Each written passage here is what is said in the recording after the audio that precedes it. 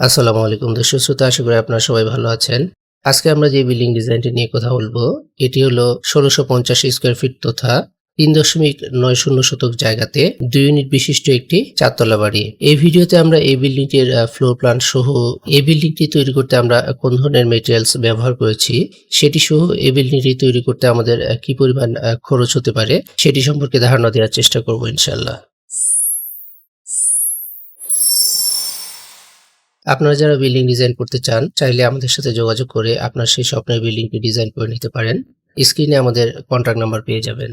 এই বিল্ডিংটি আমরা রাস্তা থেকে কিছুটা পিছনে করেছি, সামনে কিছুটা অংশ আমরা ছেড়ে দিয়েছি এবং বিল্ডিংটির বাম পোর্শনে অর্থাৎ এই অংশে আমরা গ্যারেজটি দিয়েছি। গ্যারেজের গেটের দুই পোর্শনে দুইটি ফ্লাওয়ার বেড এবং এটিতে আমরা কোনো ধরনের ব্রিক, টাইলস অথবা ফেসিং ব্রিক আমরা ব্যবহার করিনি। আমরা তৃতীয় তলায় এই অংশে এবং এই অংশে আমরা কিছুটা টালির ব্যবহার করেছি। তো চলুন আমরা কথা না বাড়িয়ে বিল্ডিং এর অন্যান্য তথ্যগুলো জেনে নেই।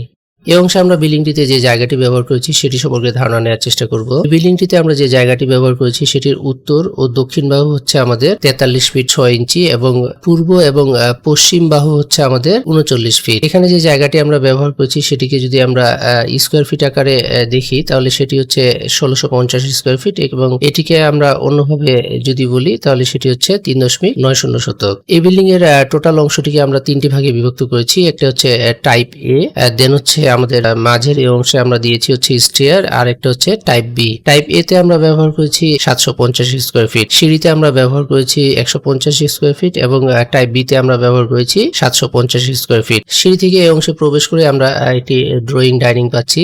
ড্রয়িং ডাইনিং এর এ পোর্শনে যদি আমরা আসি তাহলে আমরা একটি বেডরুম পাচ্ছি এবং এই বেডরুমের পাশেই আমরা আরেকটি বেডরুম দিয়েছি।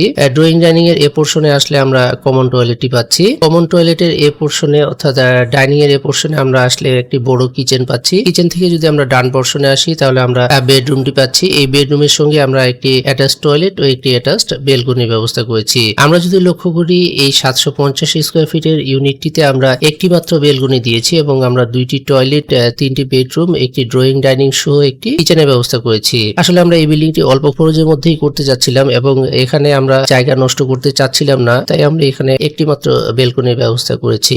যার জন্য এই বিল্ডিংটি ডিজাইন করেছি। উনি চাচ্ছিল না যে আসলে অনেকগুলো বেলকনি দিয়ে উনার বিল্ডিং এর খরচটি বর্ধিত করতে এবং উনি কোনো প্রকার জায়গা নষ্ট করতে চাচ্ছিল না, বিধায় আমরা একটি মাত্র বেলকনি দিয়ে এই বিল্ডিংটি ডিজাইন করেছি।